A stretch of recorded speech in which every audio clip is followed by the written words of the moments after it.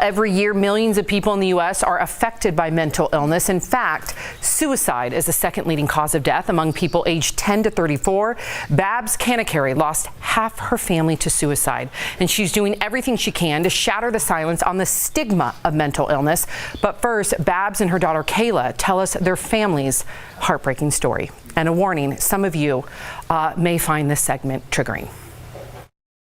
Hey, I'm going to be singing The Killers, When You Were Young. Here we go. Brianna was the youngest.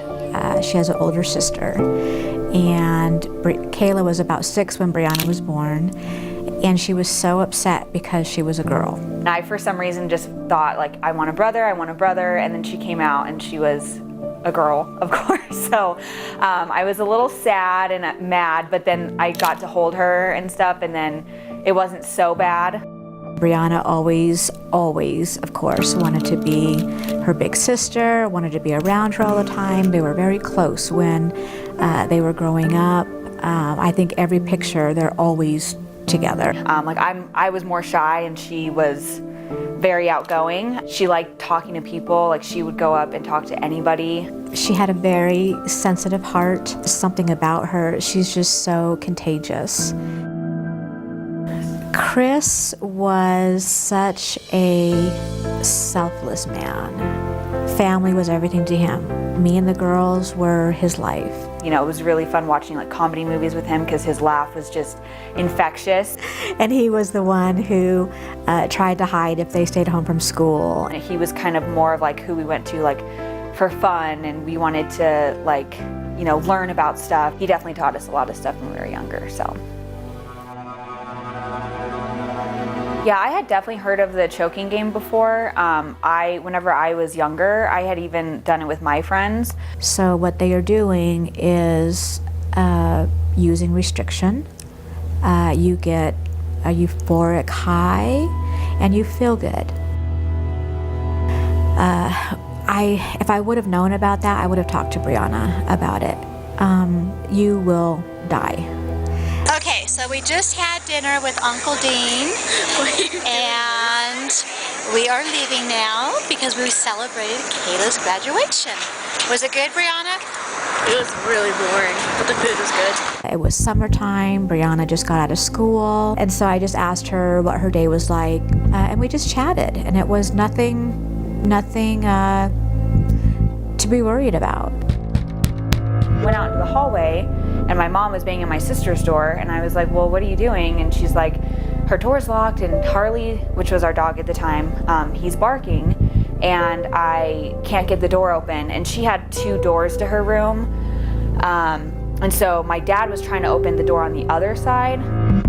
All of a sudden, I just hear this, it's like, I just say it's like a monster, vicious sound. And he unlocked the door, and all I saw was my daughter on the floor. My husband was over her. He was trying to resuscitate her. And then her face was just white, like there's no color in her face. And so I still just didn't understand like what was going on. And that's when my dad was telling us that he found her in the closet and she was hanging like from a scarf. The next thing I really just remember is her laying in a hospital bed, and she just had tubes everywhere. She was in the hospital for 4 days, and Chris just wanted her to have time to rest. The toughest things that we had to make the decision was to let her go.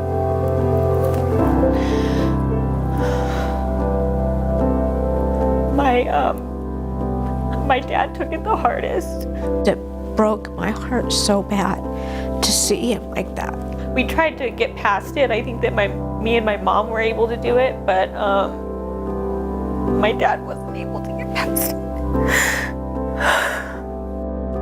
I mean, he intentionally took his life. Just like Brianna, he was in the closet and hung himself. This was the man who was the strength of our house. I mean, I'm having a baby and my dad's not here, my sister's not here. And they haven't been here to like see me get married or anything, so it's just been really hard to like not have them here. How is this possible? I lost half of my family. Now what am I supposed to do? What is Kayla supposed to do? How are we going to get through this? You just heard the heartbreaking story of the Canacari family. In 2010, 12-year-old Brianna unintentionally took her life while playing the choking game. 5 years later, Brianna's father took his life.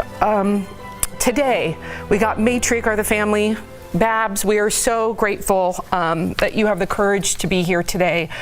As a mother, I can only empathize with you, and I find your advocacy absolutely inspirational, so thank you.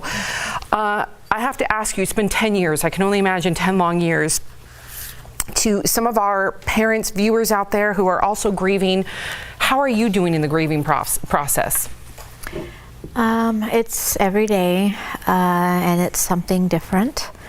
I'm doing better now because I started to get help for myself, but it's definitely has been a lot of work.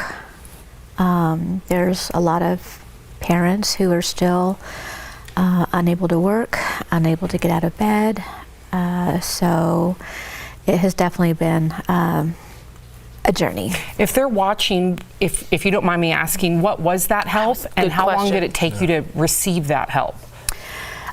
So it's taken me almost 10 years. You know, I've just never been one for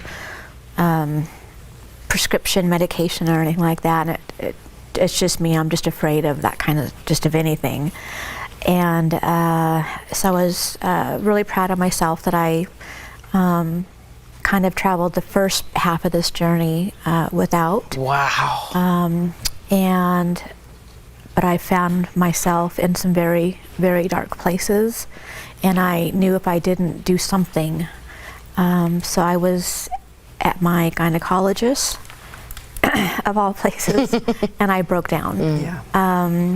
And I let my wall down and shared my story with her, and she prescribed me medication, and all of a sudden, the weight on my shoulders got lighter. It's like that film came off. Wow. And I went to my car smiling and crying, and realized that I'm going to be okay and there's going to be hope. Contacted my daughter and shared with her. She was very happy. So today I'm a lot better. Thank you for sharing that. Babs, Thank you. I have to ask you, as a father of 3, your courage is staggering. I don't know how you are up here. I will never forget you, and I'll never forget your courage. On behalf of every parent watching that's probably heard of the choking game, because it's been around for a while, it's evolved. How has it changed? I think how it's changed is the kids are doing it on their own, and they are using restriction. So they're using a scarf, a belt, anything.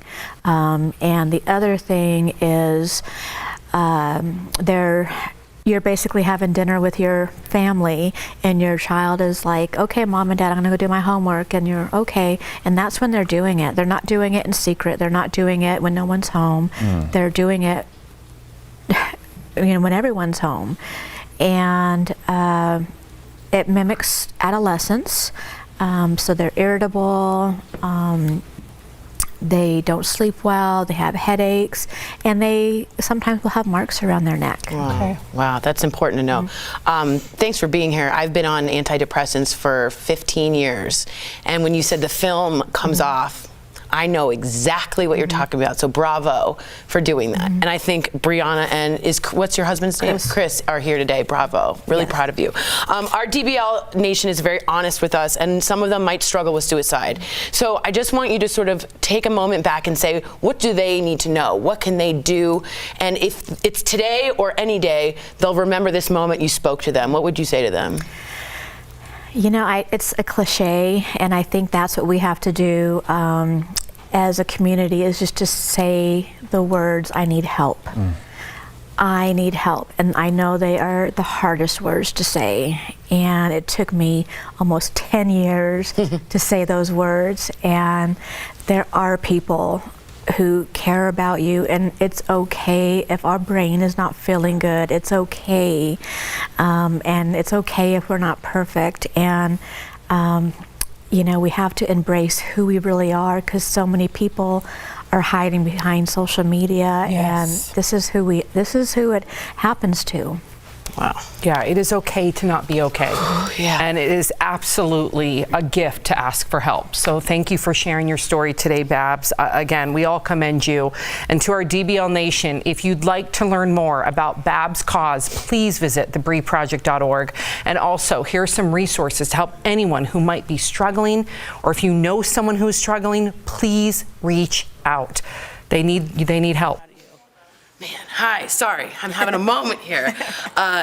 Yeah, for someone who's been depressed, and I've always been very honest, I was clinically depressed, you see the spark in that other person. It takes one to know one in a weird way. So if anyone's struggling with medicine and it's uncomfortable, just know what she did 5 years with, 5 years without, and she feels more herself. Let's talk about you, though. What's the organization that you run, and how can people find it? It's thebrieproject.org. BRI, am I right? BRI, yeah. And can I talk a little bit about...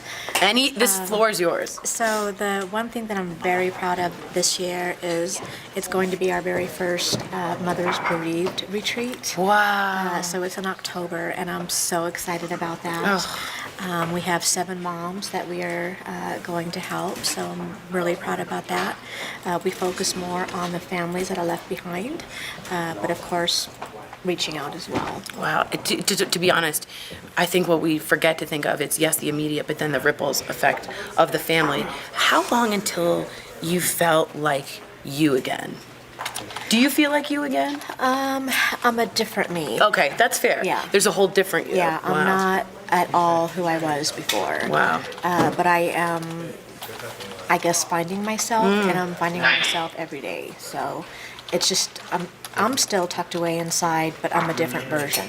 Stronger version. Tell me about Brianna, what she wanted to be. What was she like? Was she funny? Like, she sounds kind of like loud. Like, I like her. I would like her. Yeah, she is very, she's like me. She's very extroverted. Okay, yeah, I would have liked her. Very dramatic. Yeah. She probably would have been climbing a high mountain or jumping off something. So daredevil a little bit. Yes. Really? Yes. And Chris was the same way? He was introverted. Introverted, but he would go like fishing and stuff or no? He liked to fish. But he was the introvert. The things that wouldn't hurt you. That's awesome. Yeah. Man, well, I think they're watching today, and thanks again for being so brave and vulnerable. It's not easy. Bree organization. The Bree Project. TheBreeProject.org. BRI project.org. All right. All right. And if you have any questions for Babs, please write us in. And if you're struggling, write us in with that kind of a show. What's that? Oh, and Facebook. Absolutely. You can go on Facebook as well. Yeah, we're on Facebook. The Bree Project. Yes. Awesome. All right, guys, please write us if you need us. We're here. That's why we do this, to have conversations. Thanks again, Babs. Thank you. Yeah.